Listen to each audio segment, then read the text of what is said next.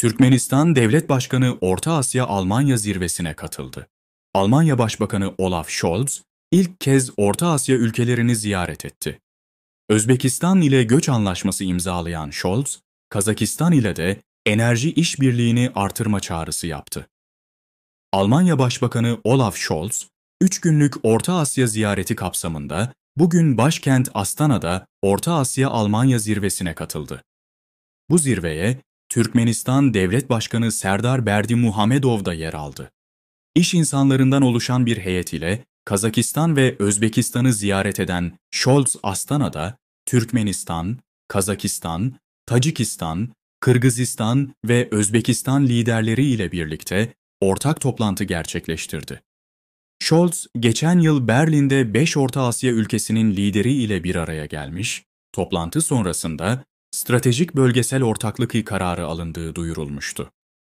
Geçen seneki zirveye Türkmen halkının milli lideri Gurbanguly Berdimuhamedov katılırken, bu zirveye Devlet Başkanı Serdar Berdimuhamedov iştirak etti. Zirvede, Almanya ile Orta Asya ülkeleri arasındaki çeşitli alanlardaki işbirliği konuları masaya yatırıldı ve deklarasyon kabul edildi. Türkmenistan Devlet Başkanı Alman iş insanlarıyla ortak toplantıya katıldı. Türkmenistan Devlet Başkanı Serdar Berdimuhamedov, Astana'da düzenlenen Orta Asya Ülkeleri Devlet Başkanları ve Almanya Federal Cumhuriyeti Şansölyesi'nin ikinci zirvesi kapsamında, Almanya'nın önde gelen şirketlerinin ve bankalarının yöneticileriyle gerçekleştirilen toplantıya katıldı. Toplantıya Kazakistan Cumhurbaşkanı Kasım-Cömert Tokayev, Almanya Federal Şansölyesi Olaf Scholz, Kırgız Cumhuriyeti Cumhurbaşkanı Sadir Japarov, Tacikistan Cumhuriyeti Cumhurbaşkanı Emomali Rahmon ve Özbekistan Cumhuriyeti Cumhurbaşkanı Şevket Mirziyoyev katıldı. Almanya'nın Kanauf, Günther Papenburg, Tillaz, Siemens Energy, Aurubis, Ernst Klett, Siemens Healthineers, Herrenknecht, DB Engineering and Consulting, Svevind Energy, Rhenus, AMS Bergbau gibi önde gelen şirketlerinin ve bankalarının yöneticileri toplantıda temsil edildi. Türkmenistan Devlet Başkanı Almanya Başbakanı Olaf Scholz ile görüştü.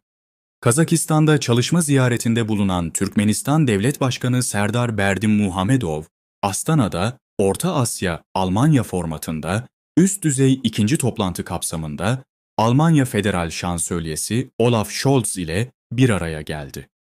Devlet Başkanı Serdar Berdimuhamedov, Orta Asya-Almanya diyaloğu sırasında Federal Şansölye Olaf Scholz ile bugünkü ilk ikili görüşmesinin Türkmenistan-Almanya ilişkilerini daha da güçlendireceğine olan inancını dile getirdi.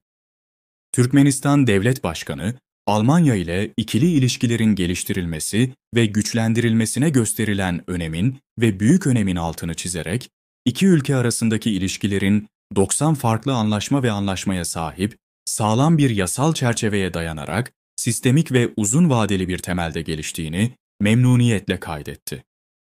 2023 yılında Türkmenistan ile Almanya arasındaki ticaret hacmi 305 milyon dolar olarak gerçekleşti.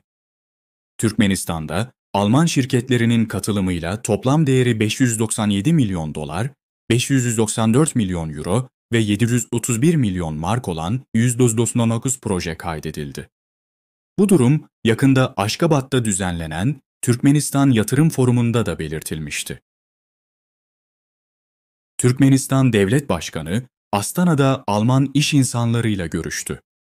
Bugün Astana'da gerçekleştirilen Orta Asya Ülkeleri Devlet Başkanları ve Almanya Federal Cumhuriyeti Şansölyesi'nin ikinci toplantısına katılan saygıdeğer Cumhurbaşkanımız Serdar Berdimuhamedov, dost ülkenin iş insanları heyetiyle bir araya geldi.